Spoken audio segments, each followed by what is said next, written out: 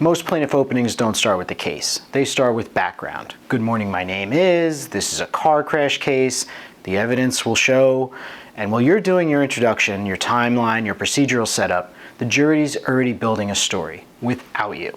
And if you don't give them the story first, the defense will.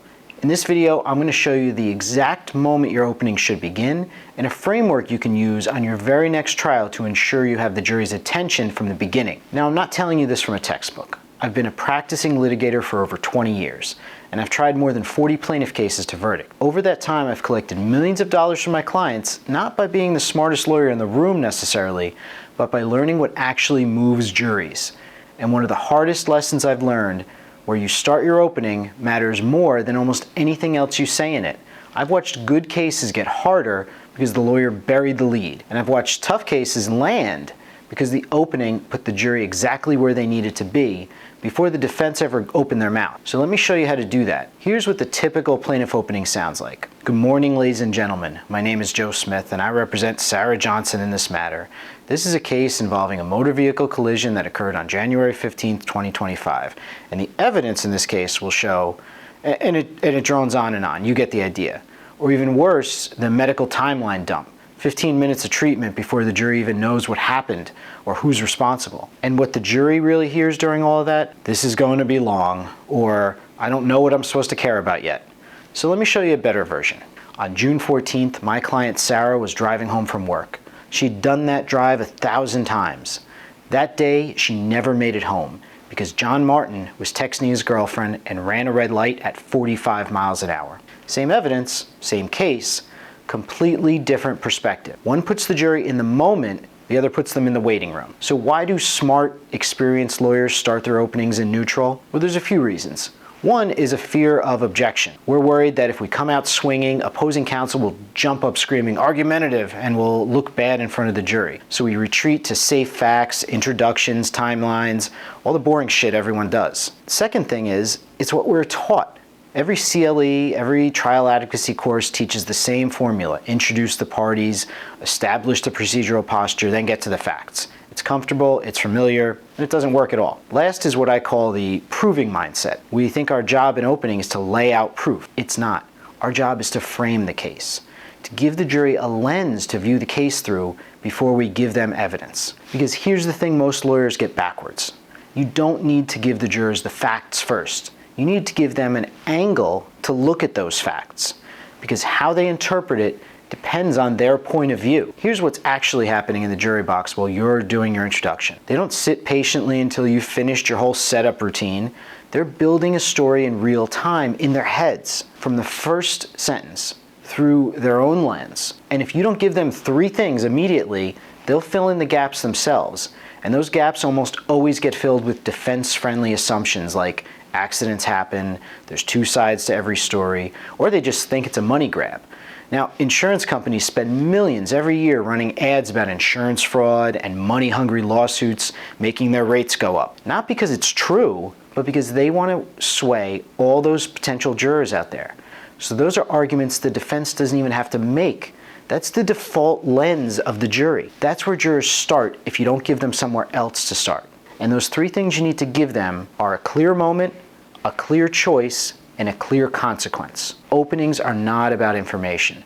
Openings are about orientation. Your job isn't to tell the jury everything. Your job is to point them in the right direction so that every piece of evidence they hear going forward gets seen through the right lens. So where should your opening actually start? Not with your client's background, not with the medical treatment, not with what the evidence will show. And for God's sake, don't introduce yourself again. You spent half a day with them during voir dire probably. They know who you are. So start at the first moment of responsibility. The moment the defendant could have done something different and chose not to. I call this the early start framework. But if you have a better name, let me know in the comments. And it has three parts to it. Part one is the moment. Put the jury at the scene in 2 to 3 sentences, max. Create the stakes, use sensory details in your explanation. Make it seem like you're telling it in real time, not a summary of what happened, the actual moment. Let me give you an example. It's 7:15 a.m. The floor outside the freezer section has been wet for 3 hours.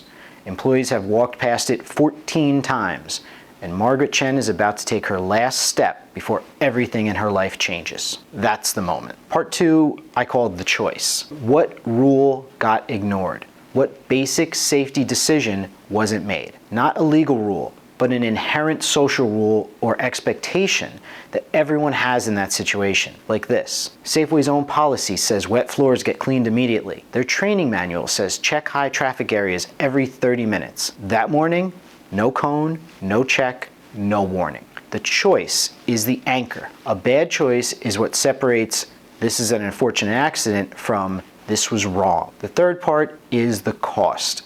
One clean consequence. Not your full damages presentation, not every surgery and every bill, just what did that choice do to a real person? Let's keep going with that slip and fall scenario. Margaret Chen will never walk again without pain. Not because she was careless, because Safeway was. So now you have moment, choice, cost. That's your first 90 seconds or less. And you haven't argued anything. You've just oriented the jury. You've told them this is what the case is about and this is what matters. Now they're ready to hear the fact. They're prime to hear the facts. But before you use this for your next opening, let me save you some traps. First, don't over-dramatize. You're not writing a Netflix script. If your opening sounds like a movie trailer, you've probably lost some trust. Keep it grounded, let the facts carry the weight. Don't overreach. That thing I said earlier about the plaintiff's life changing, don't use a line like that unless you can back it up with actual significant life changes. The second thing, don't start with injuries before liability is clear. Jurors don't care about your client's suffering until they know someone's responsible. Injuries without fault just sounds like bad things happened. Lock in liability first by establishing the rule and the choice. The next mistake is turning the moment into a long narrative. The moment is 2 to 3 sentences, max. If it's running into a full paragraph, you've lost the punch. Now, this last pitfall, and I can't emphasize how often I've seen even the most seasoned veteran trial lawyers doing this, is using legal terminology. The jury is not made up of lawyers. So when you use terms like the defendant was negligent or he breached his duty, it has no weight to them. In fact, using legal jargon like that actually sanitizes the impact of what happened. Jurors don't think in those terms. Talk about rules, choices, consequences. Human words, not legal ones. All right, so now you know where to start in your opening. But where do you go from there? How do you structure the rest of your opening once you've nailed those first 90 seconds? Well, I've put together a complete breakdown of the opening statement framework that I use in almost every trial. The link is in the description below. But all of that orientation of the jury can be undone by the most common mistake I see plaintiff attorneys make. So watch this next video if you want to avoid that mistake too.